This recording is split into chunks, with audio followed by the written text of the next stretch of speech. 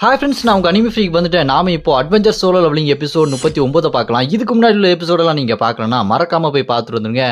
டிஸ்கிரிப்ஷனில் லிங்க் கொடுத்துருக்கேன். சரி வாங்க நம்ம இந்த எபிசோடுக்குள்ளே போகலாம். அதுக்கு முன்னாடி போன எபிசோடு கிடச்சில புதுசாக வந்த அந்த டீமன் கட்டு லீடரை நம்ம ஹீரோ அடித்து நாக் அவுட் பண்ணிட்டு அவனை கான்சன்ட்ரேஷன் சொல்லிட்டு பவர் யூஸ் பண்ணி ஆப்பரேஷன் மாற்றி கேள்வி கேட்டோன்னே அந்த வேரை பற்றி சொல்லியிருப்பான். நம்ம ஹீரோ அந்த வேறு கிட்ட போனதும் புதுசாக ஒரு மேஜிக் பவர் வந்திருக்கும். நம்ம ஹீரோ அதை அப்சர்வ் பண்ணிட்டு என்ன எனக்கு இந்த பவர் ரொம்ப பழக்கப்பட்ட மாதிரி இருக்கேன்னு சொல்லிட்டு நம்ம ஹீரோ ரொம்ப ஆச்சரியமா பார்த்துருப்பாரு. அதோட போன எபிசோட் முடிஞ்சிருக்கும். வாங்க நம்ம இந்த எபிசோட்ல என்ன நடந்துட்டு பார்க்கலாம்.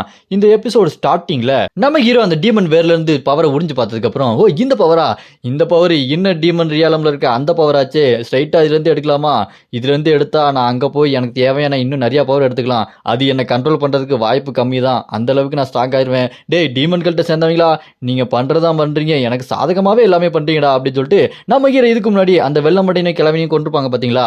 நம்ம ஹீரோ அவங்களை யோசிச்சு பார்த்துட்டு பாரு, எனக்காகவே எல்லாம் பண்றீங்களடா டீமன் கல்ட்டு, ஹூரே ஹூரே நீங்க நல்லா இருக்கணும்டா அப்படின்னு சொல்லிட்டு நம்ம ஹீரோ மனசுல எப்படி யோசிச்சுட்டு இருப்பாரு.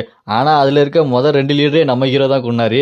அப்படி இந்த பக்கம் அந்த லீடர் இருக்கான் பாருங்க, புதுசா வந்த லீடரு, ஐயா என்ன உயிரோட விட்டுருவீங்களா அப்படின்னு சொல்லிட்டு கேட்டோன்னே அதுக்கு நம்ம ஹீரோ உயிரோட விட்டுறேன்டா, நான் கேட்குற கேள்விக்கெல்லாம் டான்னு சொன்னீங்க, அது மட்டும் இல்லாம உன் மேல கான்சன்ட்ரேஷன் ஒரு டீமன் டெக்னிக்கை போட்டிருக்கேன், அதையும் ரிலீஸ் பண்ணிடுறேன் அப்படி சொன்ன உடனே அது ரிலீஸ் ஆயிரும்.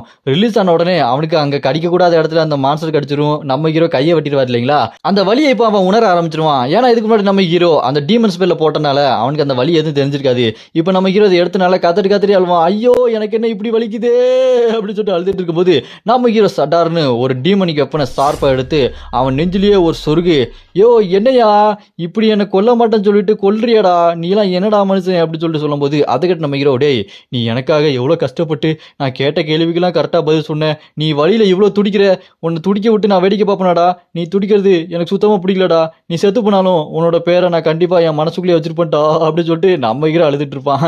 நம்ம ஹீரோ என்னதான் பண்ணுறான்னு ஒன்றும் தெரியல. அது மட்டும் இல்லாமல் அவனை கொண்டா பார்த்தீங்களா, அவனோட பேரை நம்ம ஹீரோ மனசுக்குள்ள வச்சுப்பான்னு சொன்னா பார்த்தீங்களா, அது என்ன பேருனா அவனோட பேரு பார்க் ஜாங் யான். ஆனால் நம்ம ஹீரோ அவனுக்கு வச்ச பேரு பார்க் நோபால்ஸ் சான். இதுக்கு என்ன அர்த்தம்னு உங்களுக்கே புரியும். புரிஞ்சவங்க புரிஞ்சுக்கோங்க, புரியாதவங்க புரிஞ்சவங்கிட்ட போய் கேட்டு தெரிஞ்சுக்கோங்க. அப்புறமா நம்ம ஹீரோ அங்கே செத்து கிடக்கிற அவன் சம்மன் பண்ணா பார்த்தீங்களா, அந்த கிறிஸ்டல் ஆர்ஸ் கடிக்கக்கூடாத இடத்த கடிச்சிச்சு அந்த மான்ஸ்டரோட அந்த ஆத்மாவை நம்ம ஹீரோ உறிஞ்சு எடுத்துக்கிட்டு இருப்பான். இருந்தாலும் அதோட பாயிண்ட் எல்லாம் கம்மியாக இருக்கும். நம்ம ஹீரோ இதெல்லாம் பார்த்துட்டு இதெல்லாம் பத்தாது இன்னும் நிறைய வேணும் அப்படி சொல்லும்போது அந்த கார்டியன்ஸ் டீம்ல இருந்து கான்டாக்ட் பண்ணுறதுக்கு ஒரு ஆர்ப்பு கொடுத்துருப்பாங்க.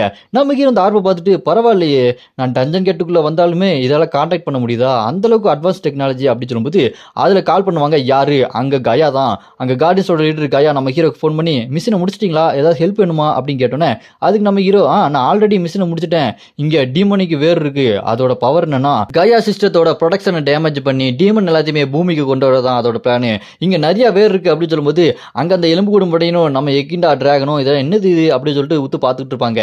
அப்போ அங்கே கயா தலைவர் இருக்காங்க பாருங்க, கார்டியன்ஸ் தலைவர், அவங்க அப்படின்னா அந்த வேரெல்லாம் அழிச்சிருங்க அப்படி சொல்லுவாங்க. அதை கேட்டு நம்ம ஹீரோ எதுக்கு அங்கே அழிக்கணும், இதை வச்சு அவங்களோட பவர் எந்த மாதிரியானது அப்படின்னு சொல்லிட்டு நம்ம படிச்சு அதுக்கேற்ற மாதிரி வெப்பன்லாம் கண்டுபிடிச்சு அவங்களை கொள்ளலாம்ல, இதை அழிக்கிறதுனால நம்மளுக்கு என்ன லாபம் அப்படின்னு சொல்லிட்டு நம்ம ஹீரோ கயா கிட்ட சொன்னோன்னே அதை கேட்டு கயா ஆமாம் நீங்கள் சொல்கிறது ரைட்டு தான், அதை அழிக்கிறதுக்கு பதிலாக நம்ம பாதுகாப்பாக அதை வச்சு ரிசர்ச் பண்ணலாம் அப்படின்னு சொல்லிட்டு அதை எல்லாத்தையுமே எடுத்துகிட்டு வர சொல்லிடுவாங்க.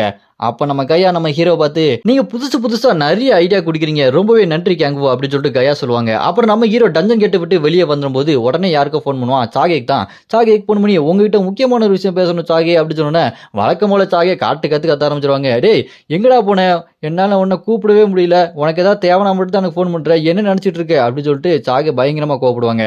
நம்ம ஹீரோவும் மன்னிச்சிருங்க, ஒரு முக்கியமான விஷயம், டஞ்சன் கேட்டுக்குள்ளே அந்த டீமன் கல்ட்டை சேர்ந்தவங்க வித்தியாசமாக பண்ணுறானுங்க, அது மட்டும் இல்லாமல் கொரியாவில் இருக்க அந்த டீமன் கல்ட்டை நான் அழிச்சேன்ல அவனுக்கு திரும்பியும் வந்துட்டானுங்க அப்படி சொன்னோன்னே அதை கேட்டு சாகி அப்படியா என்ன பண்ணீங்க அப்படின்னு சொல்லிட்டு சாகி கேட்டோன்னே அவங்க எல்லாத்தையுமே நான் கொண்டுட்டேன், இப்போ அதுக்குள்ள வித்தியாசமான டீமன் வேர்லாம் இருக்கு, இப்போ கொரியாவில் இருக்கு அப்படின்னா ஜப்பான்லேயும் இருக்கும், அமெரிக்காலேயும் இருக்கும், அப்புறம் கண்டிப்பாக சைனாலேயும் இருக்கும், அவங்க எல்லாத்தையுமே போய் அது என்னன்னு சொல்லிட்டு பார்க்க சொல்லுங்க அப்படின்னு சொல்லிட்டு சாக்கிட்ட சொன்னோன்னே டேய் எல்லா வேலையும் முடிச்சுட்டு எனக்கு ஃபோன் பண்ணுற பார்த்தியா, உனக்கு இதே வேலையா போச்சு வை அப்படின்னு சொல்லிட்டு கடுப்பாயிருவாங்க. அப்புறமா நம்ம ஹீரோ சைனாவை சேர்ந்த லின்னு அதை அவள் பார்த்துக்குவா.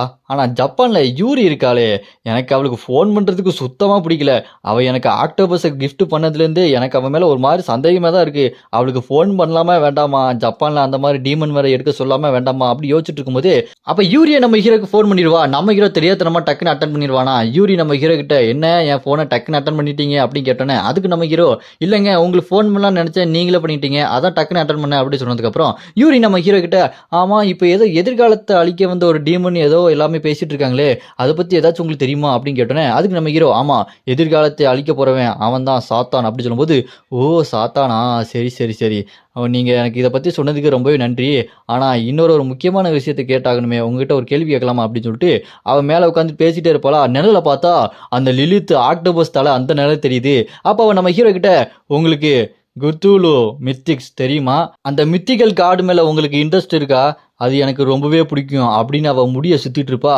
அப்போ அந்த முடி ஆக்டோபஸோட அந்த டென்டிகல்ஸ் மாதிரி இருக்குங்க.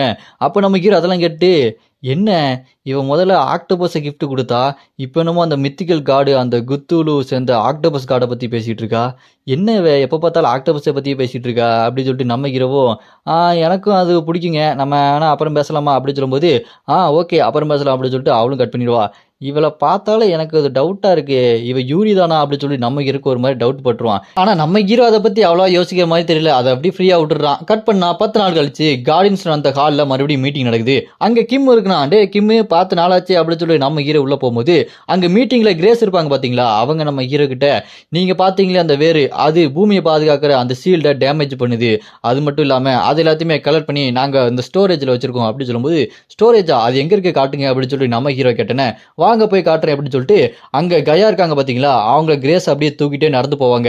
அப்படி உள்ள நடந்து போயிட்டு இருக்கும்போதே ஒவ்வொரு டோராக இருக்கும், அதெல்லாம் பார்த்துட்டு சொல்லிட்டே இருப்பாங்க, நீங்கள் எங்கே போனாலும் இது வழியாக போகலாம், ஜப்பான், ரஷ்யா, அமெரிக்கா, இந்த மாதிரி எந்த இடத்துக்கு வேணாலும் நீங்கள் அசால்ட்டாக போகலாம்.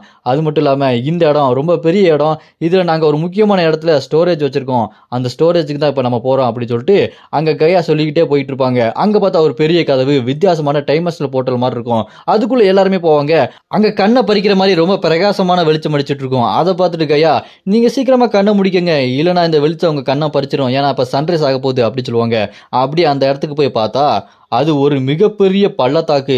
அதை பார்த்து நம்ம ஹீரோ ஓ இந்த பள்ளத்தாக்குல தான் நீங்கள் உங்கள் ஸ்டோரேஜ் வச்சிருக்கீங்களா அப்படி சொல்லிட்டு நம்ம ஹீரோ ஷாக்காவான். அப்படி பள்ளத்தாக்குல போயிட்டு இருக்கும்போது நம்ம ஹீரோ கயா கிட்ட கேட்பான், ஆமாம் இது மக்கள்லாம் அதிகமாக வந்து போகிற ரொம்ப ஃபேமஸான சுற்றுலாத்தலமாச்சே, இதில் நீங்கள் எப்படி ஸ்டோரேஜ்லாம் வச்சுருக்கீங்க அப்படின்னு கேட்டோன்னே, அதுக்கு கயா இதில் நாங்கள் ரொம்ப ஒரு ரகசியமான ஒரு ஸ்டோரேஜ் வச்சுருக்கோம், அதுதான் சீக்ரெட் ஸ்டோரேஜ், நீங்கள் வாங்க பார்க்கலாம் அப்படின்னு சொல்லிட்டு கூப்பிட்டு போவாங்க. அப்படி பள்ளத்தாக்குல கீழே போயிட்டு இருக்கும்போது நம்ம கிம்மு ஆமாம் இங்கே சுற்றி ஒரே பாறை தான் இருக்குது, வேற எதுவும் இருக்கிற மாதிரியே தெரியலையே அப்படின்னு சொல்லும்போது, அப்போ திடீர்னு அந்த இடத்துல ஒரு பிரம்மாண்டமான கதை வரும். அந்த கதவை ஓப்பன் ஆகி பார்த்தா உள்ள இருந்து ஒருத்தன் நடந்துருவான். இவனோட பேர் தான் ஜெகல். இவங்கிட்ட மேஜிக் பவர் ரொம்பவே அதிகமாக இருக்கும். அந்த மேஜிக் பவர் வச்சு இவன் டிஃபென்ஸ் டெக்னாலஜி யூஸ் பண்ணி ஒரு பாதுகாப்புக்கு ஒரு புதிய ஸ்டோரேஜை உருவாக்கியிருக்கான். இது யாரு கண்ணுக்கும் தெரியாது, இதில் இவன் தான் பாதுகாக்கிறான் அப்படின்னு சொல்லிட்டு ஒரு இன்ட்ரடக்ஷன் போடுவாங்க. அப்புறமா அவன் எல்லாத்தையுமே கூட்டிட்டு உள்ளே போயிட்டு இருப்பான். அப்படி போயிட்டு இருக்கும்போது அவன் ஜெகல் இருக்கான் பாருங்க, பார்த்து எது மேலேயும் கையை வச்சிடாதீங்க, இதில் டிஃபென்ஸ் சிஸ்டம் ரொம்ப பயங்கரமாக இருக்கும், எது எங்கே வந்து அட்டாக் பண்ணுனே உங்களுக்கு தெரியாது அப்படி சொல்லிட்டு அவனை பத்தி அவனே பெருமை பத்திட்டே போயிட்டு இருப்பான். அப்ப அங்க ஒரு 4வது நம்பர் ரூம் இருக்கும், அதை பார்த்துட்டு சொல்லிட்டு இருப்பான், இங்க தான் அந்த மேஜிக்கல் டீமன் வேர் இருக்கு அப்படி சொல்லும்போது, அது கேட்டு நம்ம ஹீரோ அங்க ஒரு எத்தனை பேரை நீங்க கலெக்ட் பண்ணி வச்சிருக்கீங்க அப்படின்னு கேட்டோன்னே, அதுக்கு அவன் 100க்கு மேலேயும் நிறையாவும் இருக்கும் அப்படி சொன்னோன்னே நம்ம ஹீரோ அதை கேட்டு ஓ 100க்கு மேலே கலெக்ட் பண்ணி வச்சிருக்காங்களா அப்படின்னா, அதை நான் அப்சர்வ் பண்ணா செம்ம பவரா இருக்கும் அப்படின்னு சொல்லி நம்ம ஹீரோ ஓவர் குஷியாயிருவான். அச்சோ மற்றவங்க பார்த்துருவாங்க அப்படின்னு சொல்லிட்டு அடக்கி வச்சுட்டு இருப்பான். அப்புறமா அந்த கிம்மு ஓ இந்த மாதிரி இடத்துல நீங்கள் வச்சிருக்கீங்களே, டீமன் கல்ட்டு வந்து அட்டாக் பண்ணால் என்ன பண்ணுவீங்க அப்படின்னு சொல்லிட்டு கிம்மு கேட்டோன்னே, அதுக்கு அந்த ஜெகல் நான் இருக்க இடத்துல டீமன் கல்ட்டா வர வாய்ப்பே இல்லை, இந்த இடம் ரொம்பவே ஆபத்தானது, எல்லாமே ஏன் பாதுகாப்பில் இருக்குது அப்படி சொன்னோன்னே, எப்படிங்க அப்படின்னு கேட்கும்போது, என்கிட்ட ஒரு டிஃபென்ஸ் மேஜிக்கல் ஸ்பெல் இருக்குது, அது மூலமாக அவங்களோட டீமன் பவரை நான் ரொம்ப வீக் ஆயிடுவேன், ஏன் அந்த எதிர்காலத்தை அழிக்க போகிற அந்த டீமன் சொல்கிறாங்களே அவன் இங்கே வந்தால் கூட அவனை நான் அசால்ட்டாக போட்டு தள்ளிடுவேன் அப்படின்னு சொல்லிட்டு இருப்பானா. அதை கேட்டு இந்த கையா இருக்காங்க பாருங்க, அவங்க இவன் அவனை பற்றி ரொம்ப பெருமையாக பேசிகிட்டு இருப்பான், ஆனால் இருந்தாலும் திறமக்காரன், இவன் பேட்டில் ஃபீல்டில் லாக் பட மாட்டான், ஆனால் இந்த மாதிரி சேஃப்டி லாக்லாம் இவங்கிட்ட அத்துப்படி அசால்ட்டாக எல்லாத்தையுமே பாதுகாப்பாக வச்சுருப்பான் அப்படி சொல்லிட்டு கயா இவனை பாராட்டிட்டு இருப்பாங்க. நம்ம இரவும் ஓ இவங்ககிட்ட அந்த அளவுக்கு பவரா இருக்கா? அப்புறம் நம்ம ஹீரோ சரிங்க உள்ள போய் பார்க்கலாம்னு நினைச்சேன். ஆனா உள்ள போக முடியல. பரவால்ல இன்னொரு நாள் போய் பார்த்துக்கலாம். நம்ம இப்போ இங்க இருந்து வெளிய போலாமா அப்படின்னு சொல்லிட்டு அந்த போர்ட்டல் அந்த சீக்ரெட் டோர ஓப்பன் பண்ணி எல்லாரும் வெளிய வந்துருவாங்க. வெளிய வந்ததுக்கு அப்புறம் சரிங்க எனக்கு ரொம்ப பசிக்குது. நான் போய் சாப்பிடலாம்னு இருக்கேன் அப்படின்னு நம்ம ஹீரோ கயா கிட்ட சொல்லும்போது, நீங்களும் வந்து சாப்பிடுங்களேன் அப்படின்னு சொல்லிட்டு நம்ம ஹீரோ கூப்பிடுவானா, அத கேட்டு கயா நான் இந்த மாரி யார் கூடயும் போய் சாப்பிட்டது இல்லையே! கிரேஸ் இப்ப நான் என்ன செய்யட்டும்? அப்படின்னு சொல்லிட்டு அங்க கயா கிரேஸ் கிட்ட கேட்டோனே, அதுக்கு கிரேஸும், அது ஒண்ணும் பரவால்ல. ஒரு தடவ தானே நீங்க போயிட்டு வரலாம் அப்படின்னு சொல்லும்போது, ம் போயிட்டு வந்தா நான் இதுக்கு முன்னாடி யார் கூடயும் போனது இல்லையே! எப்படி போறது? அப்படின்னு சொல்லிட்டு மூஞ்ச சுளிச்சுக்குவாங்க. அதுக்கு கிரேஸ் இங்க கயா கிட்ட, அதெல்லாம் ஒண்ணும் பிரச்சனை இல்லங்க. நீங்க கிம்மு கூடயே போங்க அப்படின்னு சொன்னோனே, கிரேஸ் எப்படி போறது? அப்படின்னு கேட்டோனே, படக்குன்னு என்ன பண்ணுவாங்க, கயாவ கிம்மு கிட்ட குடுத்துருவாங்க. நீங்க கிம்மு கூடயே போலாம். கிம்மு உங்கள தூக்கிட்டு போவான் அப்படின்னு சொல்லிட்டு குடுத்தோனே, படார்ன்னு நம்ம கிம்மு இங்க கயாவ தூக்கிருவான். அப்படியே ஒரு மாரி ஷாக்ல நின்னுட்டுருப்பா பாருங்க. 2 பேரும் ஐயய்யோ! என்ன டக்குன்னு என்கிட்ட குடுத்துட்டீங்க அப்படின்னு சொல்லிட்டு கிம்மு பதறுவான். கயாவும் ஐயய்யோ! எனக்கு வெட்கமா இருக்கு. ஏய் கிரேஸ் என்ன தூக்கு இவன்ட்ட விடாத அப்படின்னு சொல்லிட்டு கத்திக்கிட்டே இருப்பாங்க. ஆனா கிரேஸ் ஆஹா பார்க்கறதுக்கே செமையா காமெடியா இருக்கே அப்படின்னு சொல்லிட்டு கிரேஸ் சிரிச்சுக்கிட்டு இருப்பாளா, ஏய் கிரேஸ் என்ன தூக்கு இவங்கிட்ட ஏன் குடுத்த அப்படின்னு சொல்லிட்டு சிரிச்சிட்டு இருக்காத அப்படின்னு சொல்லிட்டு கோவப்பட்டுட்டு இருப்பாங்க. நம்ம ஹீரோ அத பார்த்து அப்படியே சிரிச்சுக்கிட்டே இருப்பானா, அப்போ நம்ம ஹீரோவோட கை பின்னாடி இருக்கும். என்ன பண்றா அப்படின்னு சொல்லி பார்த்தா, கருப்பு கல்லுல ஏதோ லிக்விட் மாரி இருக்கு. அத நம்ம ஹீரோ கீழ அப்படியே கொட்டிட்டு யாருக்குமே தெரியாத மாரி போறான். அங்க அந்த லிக்விட் இருக்கு பார்த்தீங்களா? அது வெனமோட ஒரு பீஸ் மாரி அப்படியே நகுண்டு எங்கேயோ போயிட்டு இருக்கு. அப்படி நம்ம ஹீரோ சரி வாங்க சாப்பிட போலாம். டேய் கிம்மு கயாவ பத்திரமா தூக்கிட்டு போடா. கயா இதுக்கப்புறம் உன்னோட பொறுப்பு தான். அவங்கள சாப்பாட வச்சுட்டு தான் திரும்ப கொண்டு போய் விடணும். சரியா? அப்படி சொல்லும்போது நம்ம கிம்மு அப்படியே வெட்கப்பட்டு தூக்கிட்டு போயிட்டு இருப்பான். அப்படியே அந்த போர்ட்டல் வழியா திரும்ப அவங்களோட இடத்துக்கு போயிட்டு இருப்பாங்க. அப்படியே இந்த பக்கம் பார்த்தா அந்த கருப்பு கலர்ல வெனம் மாரி ஒரு பீஸ நம்ம ஹீரோ கீழ விட்டான் பார்த்தீங்களா? அது எங்கேயோ திரும்ப வேற ஒரு இடத்துக்கு போயிட்டு இருக்கு. இதோட இந்த எபிசோட் இங்க முடியுது. இதுக்கப்புறம் அந்த வெனம் மாரி ஒரு பீஸ் போச்சே, அது போய் என்ன பண்ண போகுது? நம்ம ஹீரோ என்ன பிளான் வச்சிருக்கான்? பத்தாததுக்கு நெறைய வேற அந்த 4 நம்பர் ரூமுக்குள்ள வேற வச்சிருக்காங்க. என்ன நடக்க போகுது அப்படின்றத நம்ம அடுத்த எபிசோட்ல பார்க்கலாம். அடுத்த எபிசோட நான் ஆல்ரெடி அப்லோட் பண்ணிட்டேன். டிஸ்கிரிப்ஷன்ல லிங்க் குடுத்துருக்கேன். மறக்காம போய் பாத்துருங்க. உங்களுக்காக நான் செம்ம ஃபன் காத்துட்டு இருக்கு. மிஸ் பண்ணிடாதீங்க. இந்த வீடியோ பிடிச்சா மறக்காம லைக் பண்ணி சப்போர்ட் பண்ணுங்க.